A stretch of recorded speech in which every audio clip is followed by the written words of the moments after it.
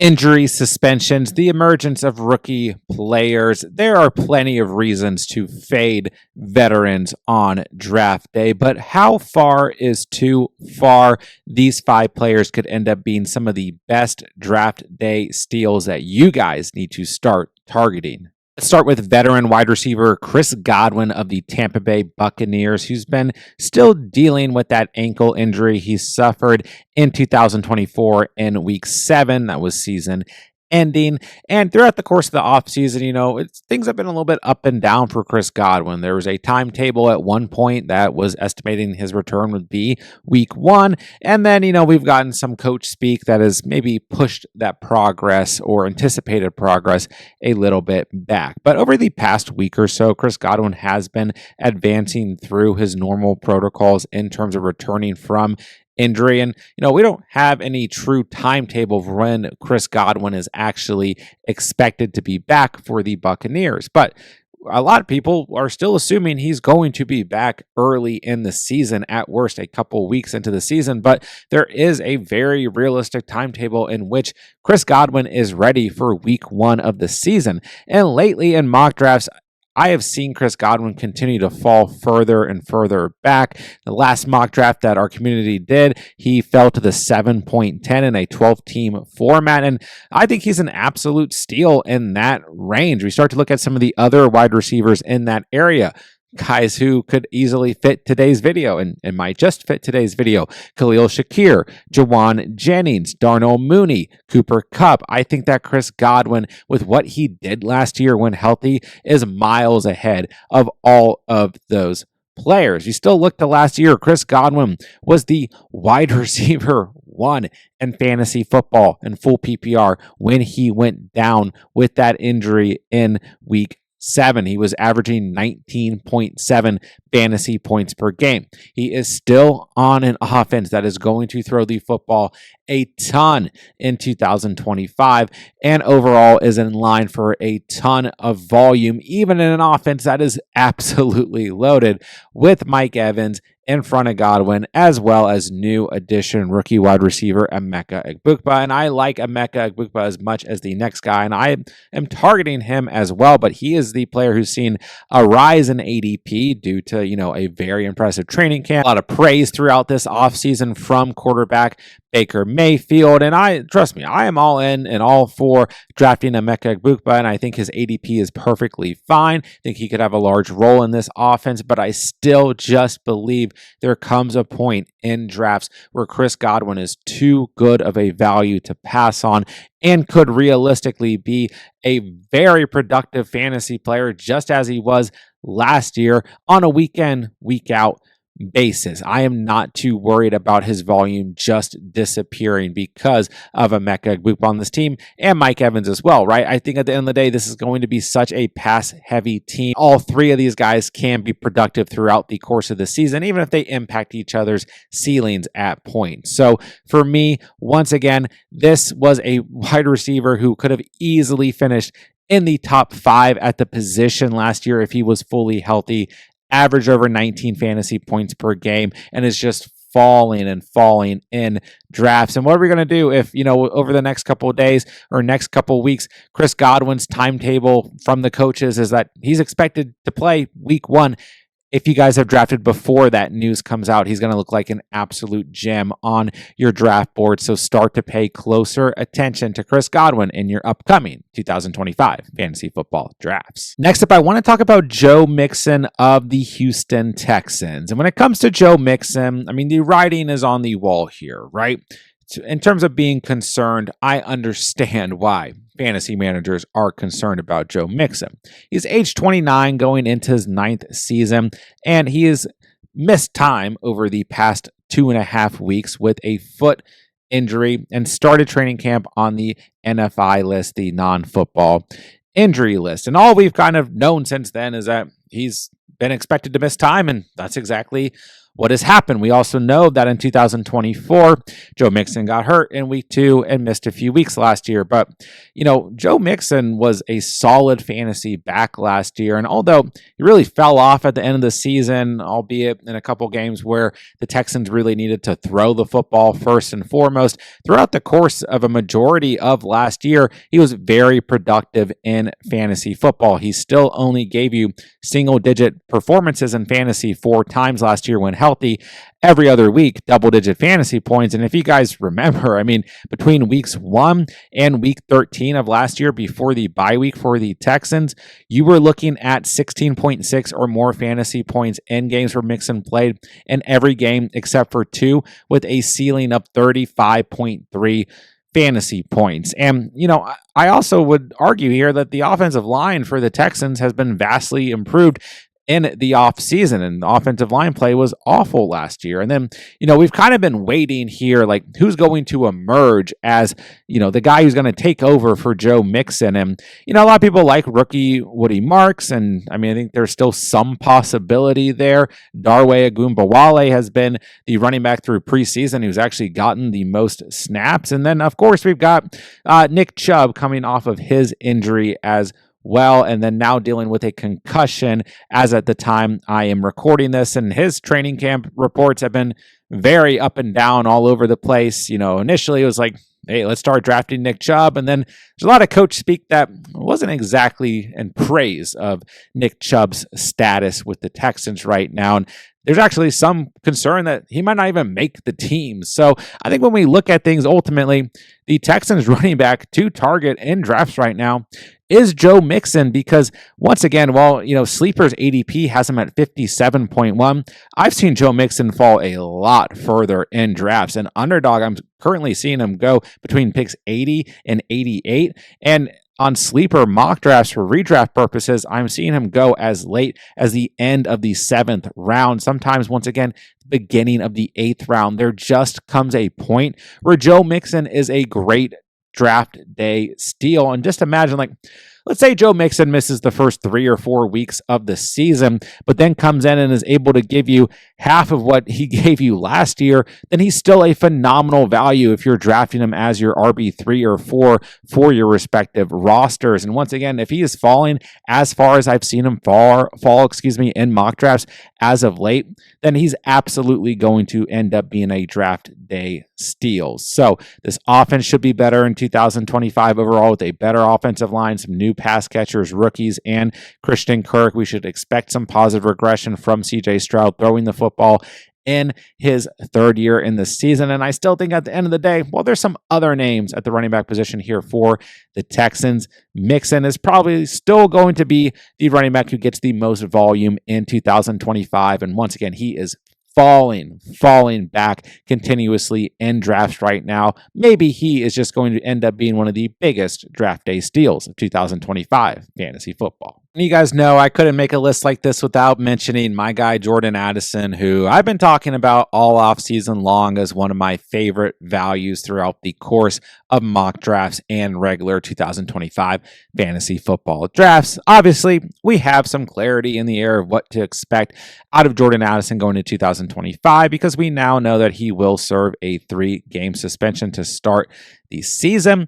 And I've said it throughout the course of the offseason, I don't really care. He missed 2 games last year, and he was still the wide receiver 21 in fantasy football after finishing as the wide receiver 23 in his rookie season. He's averaged 13 or more fantasy points per game in each of his 2 years in the league, and has scored 9 or more touchdowns in each of his first 2 seasons in the league. He really plays as just the excellent type of wide receiver that you would want alongside Justin Jefferson. He can get down the field, make those big plays, but he's also a great red zone target. And the fact that Justin Jefferson is always on the field, maybe you feel differently about his hamstring issue, but I think he'll be fine starting week 1, right? The fact that JJ is on the field just allows Jordan Addison to do so much in terms of less defensive pressure.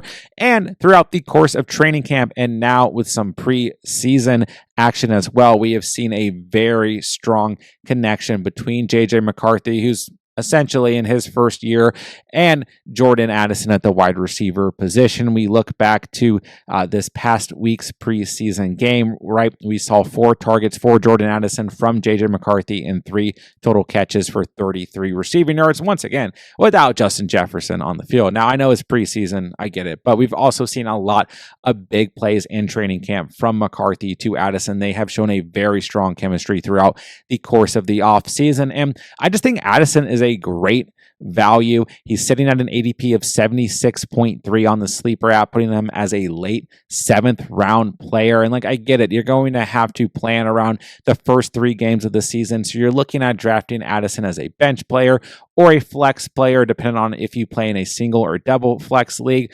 But at the end of the day, that's what he's going to be based on this draft capital anyways, and I think he's just being overlooked because he has the suspension tied to his name, and if the suspension wasn't tied to his name, I think he'd be going at least 2 rounds earlier, if not a single round earlier, which puts him at an amazing value overall. So we know this Kevin O'Connell offense is made to throw the football and throw the football a lot. J.J. McCarthy has looked good throughout the course of training camp in the preseason, and even if you don't believe in J.J. McCarthy as a whole, well, J.J. McCarthy believes in Jordan Addison. That chemistry is absolutely there. He's in line for another solid fantasy year in 2025. And when he's falling back in drafts, you guys need to start smashing that draft button more aggressively on Jordan Addison. Next up, let's talk some Jawan Jennings of the San Francisco 49ers. Now, it's been an up and down offseason, not just for Jawan Jennings, but for, I guess, all of the Niners wide receivers, and we've kind of had this conundrum of who's the best value: Ricky Pearsall, Jawan Jennings, maybe even Brandon Ayuk to a degree.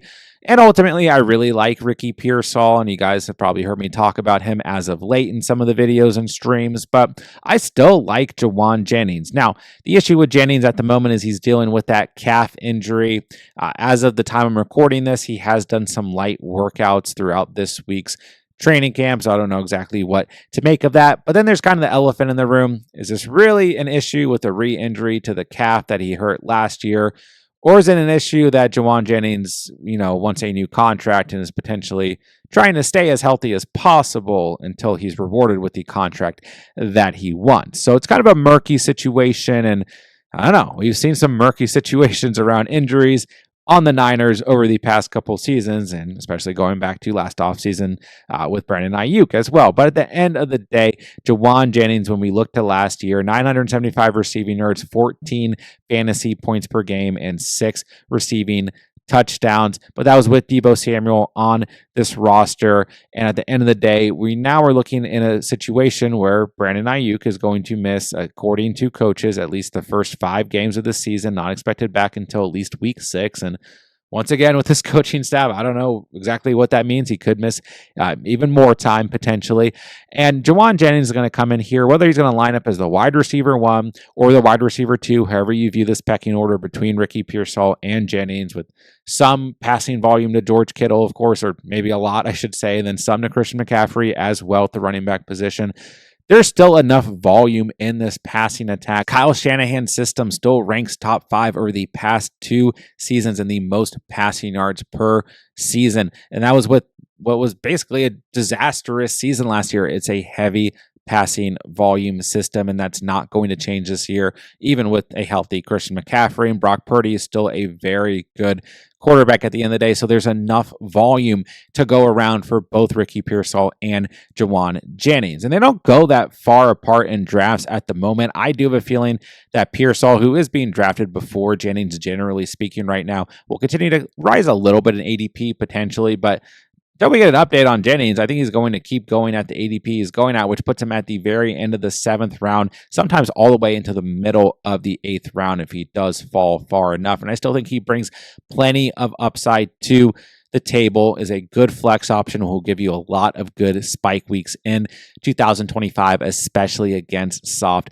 defenses. And once again, like I said, really regardless of if you view Jennings when healthy or Pearsall when healthy as the wide receiver 1, there's enough volume for both these guys and the other skill position players on this team. So he's just a player that I've been seeing fall a lot lately in mock drafts. Not as much confidence in Jennings as of late, but I think come draft day, he might be one of the biggest steals on your 2025 fantasy football draft boards. And last but not least, let's talk about J.K. Dobbins of the Denver Broncos. Now, I've been a big fan of Dobbins ever since he got signed to the Broncos, and I have drafted him relatively aggressively. And I feel like, over the course of the past couple of weeks, his ADP has risen, sitting at 114.9 on the Sleeper app. And he does generally go around that area, middle of the 8th round. Every now and then, you might see some fantasy managers reach on him a bit. But generally, we're looking at a tier of like Jalen Warren, Travis Etienne, Jordan Mason, Dobbins, Javonte Williams, Zach Charbonnet, Ramondre Stevenson, somewhere around there. And I'm almost a little bit surprised about that. I do understand that we do have some of these backfields right in that mix, like the Steelers, like the Jags, like the Vikings, where we are probably going to be looking at a 1A, 1B type situation in a split backfield. And that's probably what we're going to get with the Denver Broncos as well, with rookie RJ Harvey being the earlier draft selection. But I still believe that J.K. Dobbins has a massive amount of upside in this offense, even alongside RJ Harvey, because Dobbins was extremely productive when healthy last year.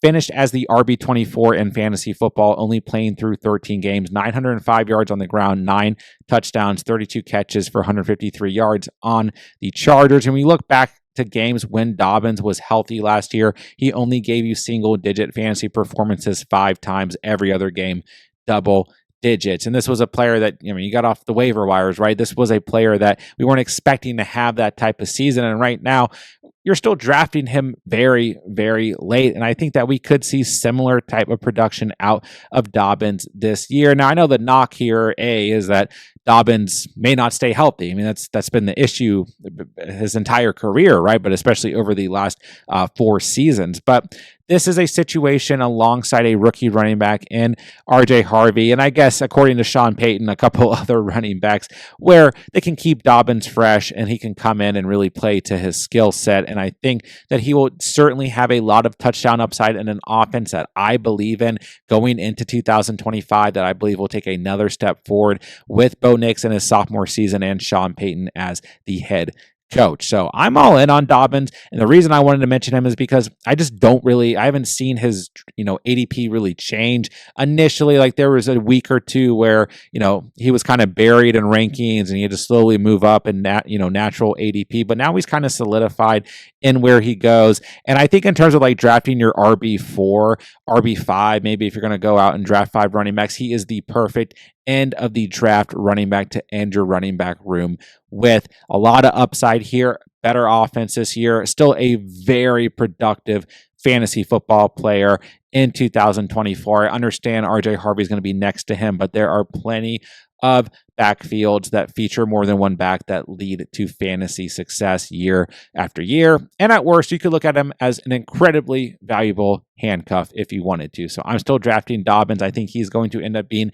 an extreme value when you guys head into your 2025 fantasy football drafts. And that'll do it for today's video. There are 5 draft day steals that you guys need to start absolutely paying attention to as you guys approach your 2025 fantasy football drafts. If you guys are new to the channel, this is all we do here all year long. Free fantasy football content, redraft, dynasty, and best ball. If you guys are into that, be sure to subscribe on the way out. More importantly, if you guys have any fantasy football questions whatsoever, drop them in the comments down below. I'll get back to you guys as soon as I can. And when the playlists pop up here on the screen, make sure that you guys check out some more of our 2025 fantasy football content to help you guys get ready and prepared to dominate the 2025 fantasy football season. With that, I'll say thank you guys so much for watching and or listening. And remember, you saw it here on The Catch.